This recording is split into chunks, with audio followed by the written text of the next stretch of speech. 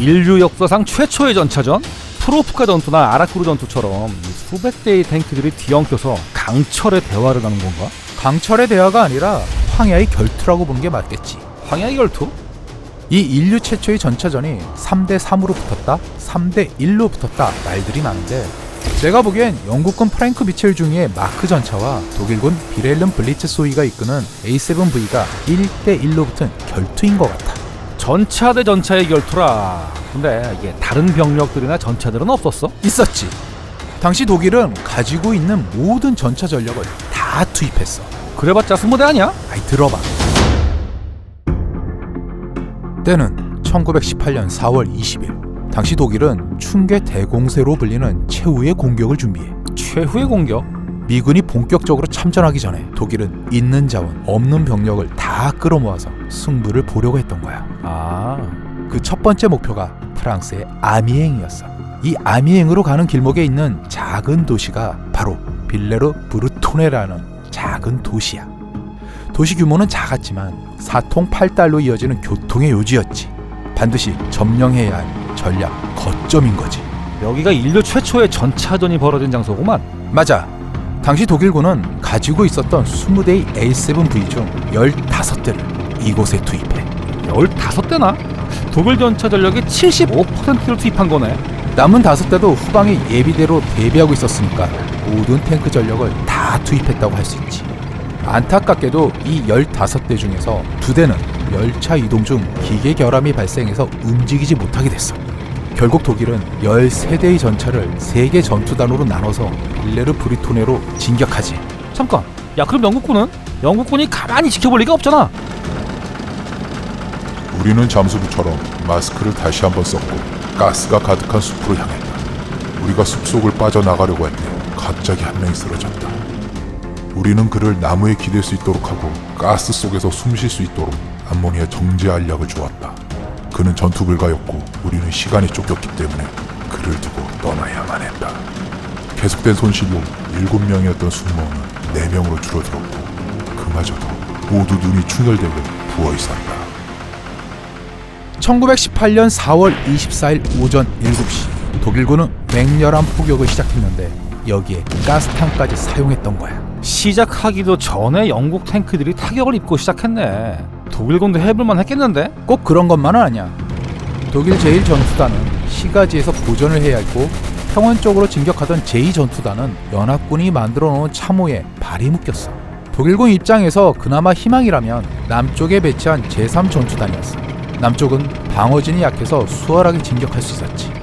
A7V 2대를 1개 소대로 편성해서 총 2개의 소대로 단촐하게 구성됐지만 3개 전투단 중에서 가장 빠른 속도로 진격해 나갔지. 오, 이 4대가 영국군을 확 쓸어버렸구만.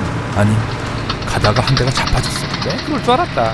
542호 전차가 기계 결함으로 멈췄어. 다행히 응급 수리를 통해 다시 움직일 수 있게 됐는데 결국 진격 도중 포탄 구덩이에 빠져서 뒤집어졌어. 무게중심이 높아서 잘 쓰러진다는 말은 그냥 확실하게 증명했구만. 결국 이 때문에 비렐름 블리츠 소위가 이끄는 561호 전차 닉시가 혼자 진격하게 되는 단초가 됐지. 아, 2대씩 움직였었지. 빌레르 브루토네 인근에 있는 가시로 진격하고 무슨 일이 있어도 사수하라. 영국군 전차 부대에 하달된 명령이야.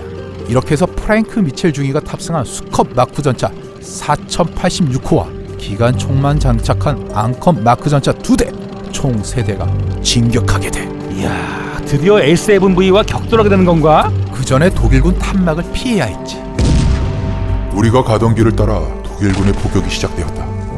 포격을 방해할 만한 장애물이라고는 보이지는 않았다. 오늘 믿고 곧장 직진할까?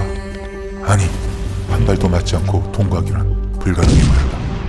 나는 좀 더 안전해 보이는 지그재그형으로 주행하기로 결정하였다. 방향 전환 한번 하려면 스패너로 벽 두들겨가면서 최소 3명이 조작해야 했던 마크 전차를 지그재그로 운행했다고? 야, 이 진짜 뭐 정신이 없었겠는데? 이미 영국 전차병들은 제정신이 아니었어. 전차 표면은 겨자가스로 도배돼 있었고 전차 안에도 가스가 남아있어서 전차병들은 눈물을 흘리며 전차를 조종했어. 와, 이러고도 전투가 가능해? 눈물 정도는 애교였어. 4086호의 자축 보수는 가스 중독 때문에 한쪽 눈은 부어올랐고 몸이 마비돼서 한 손만 쓸 수 있었지. 진짜 최악의 상황이었구만. 이런 상황에서 전차 4086호는 독일군 A7V를 맞닥뜨린 거야.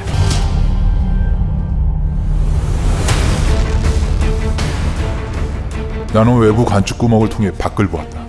저쪽 바로 300야드 밖에 웅크린 듯이 둥근 형체의 괴물이 다가왔다. 그 뒤로는 보병들이 따라오고 있었고 양옆으로 아까와 같은 두 개의 무장한 거북이가 다가오고 있었다. 마침내 우리는 라이벌을 만난 것이다. 그것도 역사상 최초의 전차 간의 전투로 말이다. 300야드면 270m 정도니까 바로 전차포로 응사했겠는데? 아니, 4086호는 계속 지그재그로 운행하다가 전차를 왼쪽으로 틀어. 아니 왜? 오른쪽 포탑으로 사격을 하기 위해서지. 오른쪽 포수에게 최대한 사격 각도를 확보해주겠다는 거야. 아, 그렇게 자리를 잡은 4086호는 포를 발사해. 명중한 건가? 초탄은 닉시의 뒤편으로 날아갔어. 서둘러 재장전하고 차탄을 쐈지. 그리곤 이번엔 닉시 옆에 떨어졌어. 눈물 흘리면서 쏘는 바람에 조준이 빗나간 거야? 못 맞추는 게 당연하지. 당연해. 당시 4086호는 독일군 전차의 반격에 대비하기 위해 지그재그로 움직이며 포를 쐈어. 탄공 때문에 땅은 울퉁불퉁한데 이 위를 지그재그로 움직이면서 포를 쏜다? 맞추는 게 더 이상하지. 그럼 독일 전차는? 처음엔 영국 전차가 자신들을 향해 포를 쏘는지도 몰랐어. 그러다가 영국 전차의 포격을 확인하고는 주포를 발사했지. 둘 다 한동안은 포탄 낭비를 하다가 덜컥 닉시가 쏜 포탄이 4086호에 명중해. 럭키샷이었네. 독일 전차의 포격으로 4086호의 포자 하나가 박살났어. 당시 미첼 중위의 발언을 들어보면 영국 전차가 불리했다는 걸 확인할 수 있어. 갑자기 폭풍 속 우박 같은 것이 우리 전체의 장갑판을 내리쳤고 전차는 무수한 불꽃과 파편으로 가득했다. 뭔가가 내 옆에 조종수 철모를 치고 날아갔고 내 얼굴에는 작은 금속 파편이 박혔다. 승무원들은 바닥에 엎드렸고 조종수는 고개를 숙인 채로 전차를 직진시켰다. 제리의 전차가 철갑탄을 이용해 우리를 공격했던 것이다. 야, 이거 뭐 완전 몰렸네. 잠깐, 영국군 전차가 3대라고 하지 않았나? 그럼 나머지 2대는? 2대는 독일 전차에 난타당한 뒤에 후퇴했어. 후퇴했다고? 기관총으로만 무장한 앙컷이었잖아. 아, 이거 뭐 진짜 뭐 설상가생이네. 야, 진짜 뭐 영국군이 수적으로 완전 열세가 된 상황이었구만. 루이스 기관총 사수가 부상당해 쓰러졌고 포탑 하나는 망가졌어. 전투불능 직전까지 간 상황이었구만. 하지만 이 순간 반전이 일어나. 미첼 중위는 최후의 승부수를 던져. 전차 우측 선에! 우측으로 서네? 이미 한쪽 포탑은 망가진 상황이고 유일한 희망인 왼쪽 포탑에 모든 걸 걸었어. 왼쪽 포탑의 사격 각도를 최대한 확보하기 위해서 오른쪽으로 회전한 거야. 그리고 전차를 정지시키지. 정지? 회피기동을 포기한 거야? 살기 위해선 움직여야 했지만 적을 죽이기 위해선 멈춰서야 했지. 미첼 중위는 이 순간 살기 위한 선택이 아니라 죽이기 위한 판단을 내린 거야. 아, 이게 뭐 목숨 놓은 도박이었구만. 미첼 중위는 왼쪽 포탑의 포수가 정확한 조준을 할 수 있도록 전차를 멈춰 세웠지. 4086호의 운명은 이제 왼쪽 포탑에 달려있는 6파운드포에 달려있었어. 요동치던 전차는 정지했고 이 순간 탱크하는 고요가 찾아왔어. 닉시를 조준선 위에 올린 포수는 마침내 포탄을 발사하지.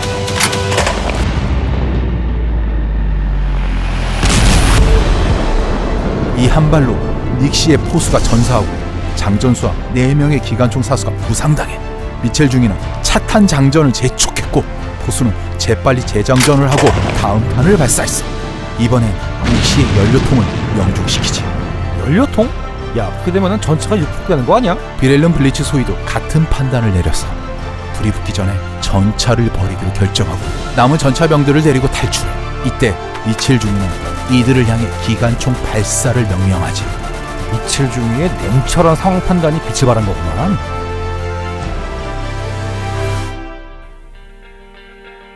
지금까지의 이야기는 프랜시스 미첼 중위의 해고담을 재구성한 거야. 그런데 독일 쪽 입장은 조금 달라. 4086호가 멈춰선 게 일부러 멈춘 게 아니라 격파된 거라 판단했던 거야. 아, 그때까지 명중탄을 몇 개 맞았으니까 오해를 만들어 했겠네. 비렐름 소위는 격파된 4086호를 내버려두고 후퇴한 앙컷 마크 전차들을 노리고 있었던 거야. 이 기회를 놓치지 않고 4086호가 포탄을 발사한 거지. 야, 이게 미묘하게 좀 다르긴 하지만 어쨌든 영국군 마크 전차가 독일군 A7V를 격파한 거잖아. 아 잠깐, 야 독일군 전차는 석대였잖아. 그럼 나머지 두 대는 반격 안 했어?